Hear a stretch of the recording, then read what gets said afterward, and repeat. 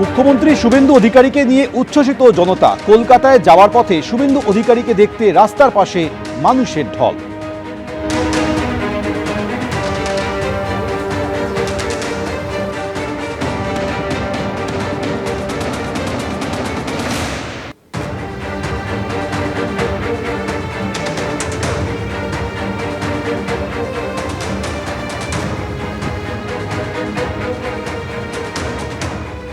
জনতার মুখ্যমন্ত্রী যাতে মানুষের অসুবিধা না হয় সেটাকে অগ্রাধিকার দিচ্ছে অধিকারী পরিবার, এবং সেই কারণে মুখ্যমন্ত্রী শুভেন্দু অধিকারীর বাড়ির সামনে যে অতিরিক্ত নিরাপত্তার বন্দোবস্ত অধিকারী পরিবারের অনুরোধে তা সরিয়ে দেয় পুলিশ। গার্ডরেল সেখান থেকে সরিয়ে দেওয়া হয় মানুষের স্বার্থে।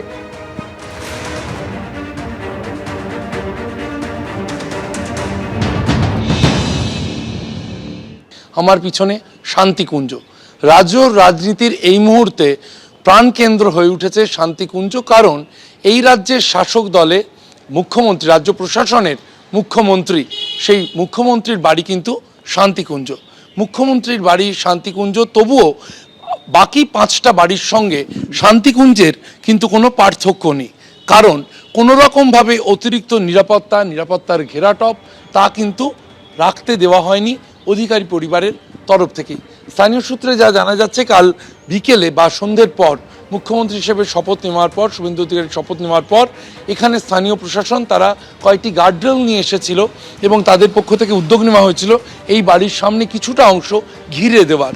যখনই এই তথ্য পরিবারের কাছে যায়, অধিকারী পরিবারের তরফ থেকে তারা একেবারে আবেদন করে জানিয়ে দেন স্থানীয় প্রশাসনকে এই রাস্তায় কোথাও যেন কোনো গার্ডরেল না থাকে, এই রাস্তায় যেভাবে সাধারণ মানুষ চলাচল করছেন তারা যেন সেভাবেই চলাচল করতে পারেন।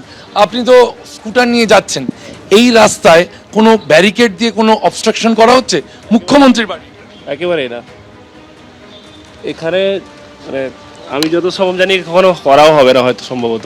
অভিষেক ব্যানার্জির বাড়ির সামনে এত ব্যারিকেড দিয়ে রাস্তা সবসময় বন্ধ থাকতো, ওখানকার লোকেরা কেউ যাতায়াত করতে পারতেন না। এখানে সেটা কখনোই হবে না আশা করছি, কারণ এখানে সেফটির কোনো পারপাস নেই। কারণ এই মানে শুভেন্দুবাবু হচ্ছেন আমাদের পাড়ারই ছেলে, আমাদের এখানকার মানে দাদা বলে থাকি। এখানে কোনো সেফটির ওই পারপাসটা নেই যে, আর উনি কখনো এই ব্যাপারটা করবেন না যে সাধারণ মানুষের যাতায়াতের কোনো অসুবিধা করতে পারবেন বলে। আশা করি আপনার প্রশ্নের উত্তর দিতে পেরেছি। প্রতিবেশীরা তারা একেবারেই শুরু থেকে যে কথা বলছেন যে তারা নিশ্চিন্তে রয়েছেন, এই রাস্তায় গার্ডরেল বসবেও না।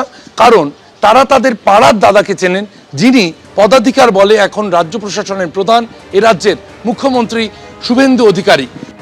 এবিপি আনন্দ, এগিয়ে থাকে, এগিয়ে রাখে।